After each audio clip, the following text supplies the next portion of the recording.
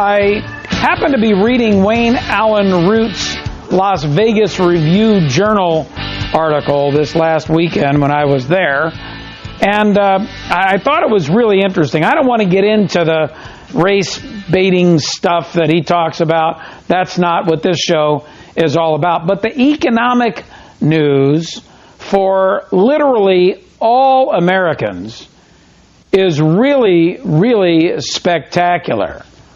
I'll come back to that momentarily. Also, September, for those that were watching on television, they heard a nice September tune. Maybe we can do a little September music, since we're now, almost in the middle of September, no doubt. But it seems to me that so many people get out of the market in May and come back in October because there's usually this summer swoon and the markets don't do anything or they go down. And September is historically a really bad month for stocks. If you go back to 81, September, minus 5.4%.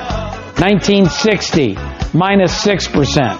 1957, minus 6.2%. 2011, minus 7.2%. 2001, minus 8.2%.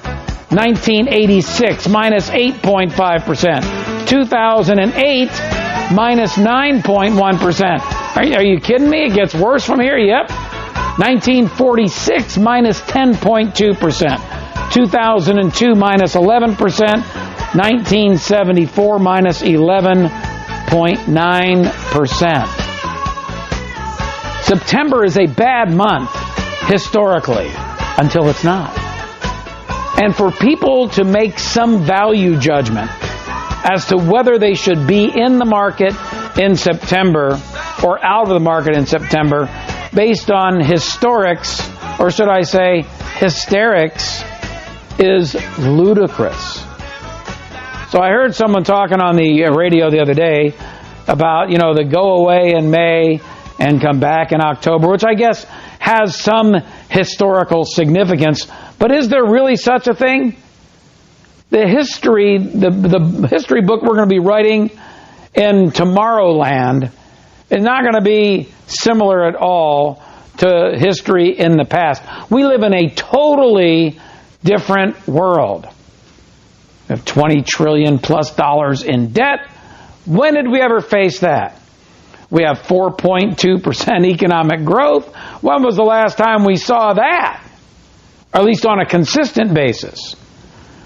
So I'll start today with what I read this weekend from Wayne Allen Root in the Las Vegas Review-Journal, because it speaks to, at least in my opinion, why it's probably not a good idea to jettison your stocks.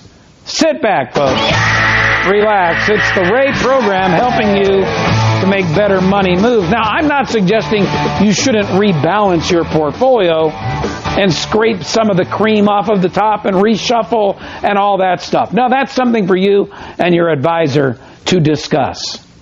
And I'm not suggesting that you should be all in the stock market anyway, especially if you're very near retirement or in retirement. You know my philosophy. I believe in an increasing stock glide path once you achieve your retirement age. But going into retirement, I've always suggested that you have a combination of fixed investments, annuitized income, and long-term stock investments that have a minimum of, say, 15 years to wade through the cycles, because we have bull and bear market cycles, and it's been pretty much proven out that they last about 15 years, the secular, if you will, bull and bear markets. So that's me. That's what my philosophy is. Doesn't necessarily mean you should do it, but you should have that conversation with somebody.